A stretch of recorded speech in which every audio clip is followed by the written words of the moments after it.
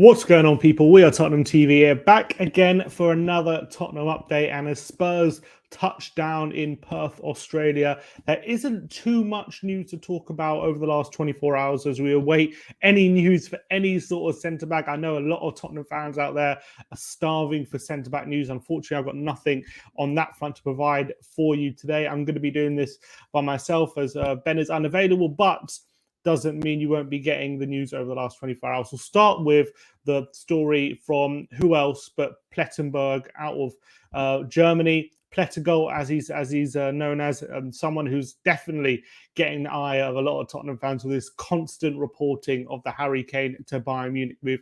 He says that Bayern bosses, they have more and more the feeling that Kane definitely has a price tag this summer. Levy won't lose him for free in 2024. An insider close to negotiations expects a transfer to go through in the next 2 to 3 weeks. Bayern's plan B remains to get Kane on a free next summer after his deal has expired.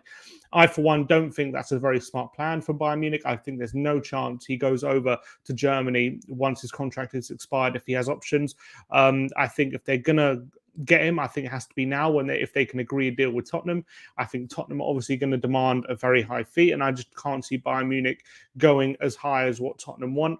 Unless Kane has made it explicitly clear that there's no chance that he signs a contract, I would definitely try and convince him to sign and spend the next year doing so rather than accepting a low offer from Bayern Munich. I understand the temptation to accept a bid of around 80 million, but I think for me, talking as a Tottenham fan myself, not as the Tottenham treasury or Daniel Levy, I for one would like to see Harry Kane try to be convinced to stay at Tottenham, and another year of Harry Kane in a Spurs shirt, I'm not going to complain. And I know whether we sell him this summer or next summer, we're going to have to spend money to replace him. Even if he goes on a free, I know that Tottenham will have to spend money to replace Harry Kane, and it's not my money. I know that it's going to be a big kind of fee that we're going to fork out to sell Harry Kane, and it would help to have the 80 million or so to replace him. But we're still going to spend a significant amount, even if Kane leaves on a free next summer. So from my point of view, I'd rather try and spend the time now convincing him to stay. If it doesn't happen, it's Kane's decision, rather than selling for a lowball offer. But if Kane is really determined to leave, and Bayern Munich are going to spend the 100 million that, for me, that's required to get him out the door, then I think there's a conversation to be had. But I think right now, for me, it doesn't seem like Kane is desperate to leave. He's out there in Perth, in Australia. We know Hugo Lloris stayed behind to explore transfer options. Harry Kane hasn't done that. He's with the team. That he has publicly made no indication that he wants out this summer. It's all coming from the German side. They're obviously got incentives to try and push this move. They know what a big move this would be for German football. So they're going with the narrative that Kane really wants Bayern Munich move. And I believe he probably is interested in the move, but I don't think he's that dead set on the move that he's going to push the hierarchy to lower their asking price and make the move. I think that he's kind of open-minded. I think that's what a lot of people have been reporting. He's open to all options, and if Spurs can agree a deal with Bayern Munich, he's probably open to moving. But I think if there's no deal to be agreed, I think he's probably happy to assess his options over the next year. And one of those options would be signing a contract to Tottenham. And I think he is open to that. So as long as there is an opening, even if it's a small one, I would try and exploit that as much as possible rather than accepting anything less than what he's worth. The next story comes from is the Twitter account Transferenias. Apologies, I probably butchered that, but they are a Portuguese transfer account. They're claiming that Tottenham Hotspur have already spoken to George Mendes about Gonçalo Ramos. Ramos has a release clause of about 102 million pounds in his contract, but Benfica could be willing to sanction a deal if they could get a figure of around 68 million for their star player. He was in sensational form last season, managing 27 goals and 12 assists for Benfica last season. Obviously, he also scored a hat-trick at the World Cup against Switzerland back in December as well, after replacing Ronaldo. Clearly one of the up-and-coming strikers in European football. We've seen the amazing quality coming out of Benfica recently. Darwin Núñez now at Liverpool. So obviously, if Harry Kane was to leave and we were prepared to spend a big fee like 68 million, on someone like Gonçalo Ramos. He would be a good replacement. What I would say is he's a very, very different striker to Harry Kane, more of a penalty box kind of striker. Yes, he's got 12 assists, so he's clearly decent link-up player, but he's not the kind of player who's going to come deep, link up the play, and play the ball, play the passes that Harry Kane plays. But then again, who is?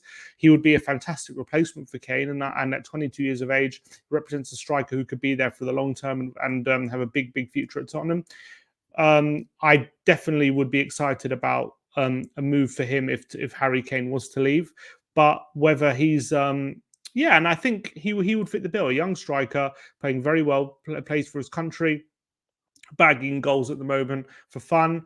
It is only very early in his career, so with all these things, there's an element of risk. And we did sign not so long ago the top goal scorer in the Portuguese league in Carlos Vinicius, and didn't exactly turn out to be a fantastic signing. But I do believe Gonçalo Ramos is kind of on the pathway to being one of the up and coming strikers in Europe. Or he's already that, probably on the pathway to becoming, one of the future strikers to that European football are likely to see. So I think he'd be a great signing. I think there's a lot of good young strikers out there. Rasmus Højlund from Atalanta. You got Dusan Vlahovic from Juventus potentially available. Another one is Jonathan David. He's been reported as also one Tottenham are keeping an eye on from Lille. Got 24 goals last season in 37 Liga games. Didn't have a great World Cup for Canada, but as well, he's been one who's tracked by a lot of top European clubs for a very long time, and he's one as well, which I think Tottenham will take a look at, and maybe will probably be on the cheaper side rather than someone like a Gonçalo Ramos. I think Ramos will definitely overpaying for 70 million for a striker who I guess he's young, but he hasn't obviously not at the top level for too long.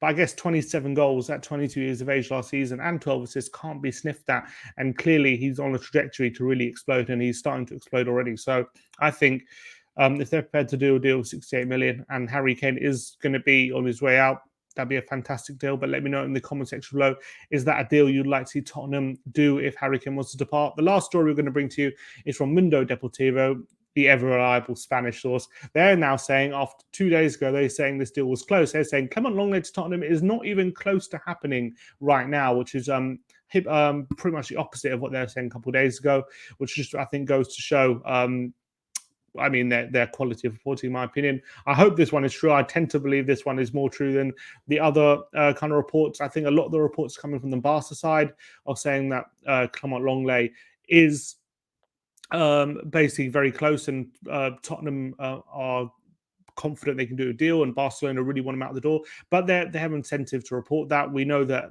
Barcelona are desperate to get him out, so I don't really believe just yet that Tottenham are very interested. I really hope that they stay clear of Clement Lenglet for the time being, because I really believe that we should be moving on from these kind of players. We should be really concentrating our transfer activity and where we put our money in a smart way and investing in the future, rather than signing plasters over problems in the squad, which we've been doing for far too long. We need to be, even if it costs a bit more money, we need to be investing in the squad rather than causing more future problems for the squad. And I do think if we sign Lenglet, that's exactly what we're going to be doing. Some would argue if he signed as backup, it's not the end of the world. And I guess by that logic, it's true. But for me, I don't want to see us having that mentality anymore. I don't want to see us signing players for backup anymore. I want to see us signing players who can compete for the first team, create a competitive squad, and invest in our future rather than going cheap. And as they say, if you buy cheap, you buy twice. And I think if we buy Lenglet, we're going to have to buy his replacement sooner rather than later. So that's my opinion. Anyway, let me know in the comment section below any of the stories we discussed today. Let me know in the comment section below. We'll be keeping you up to date next week as Tottenham start their pre-season tour out in Perth. We'll be covering all the pre-season friendlies. So stay tuned for all the watch-alongs and any content surrounding the pre-season. Let me know in the comment section anything you discussed today. Like, subscribe, and comment. And as always, come on.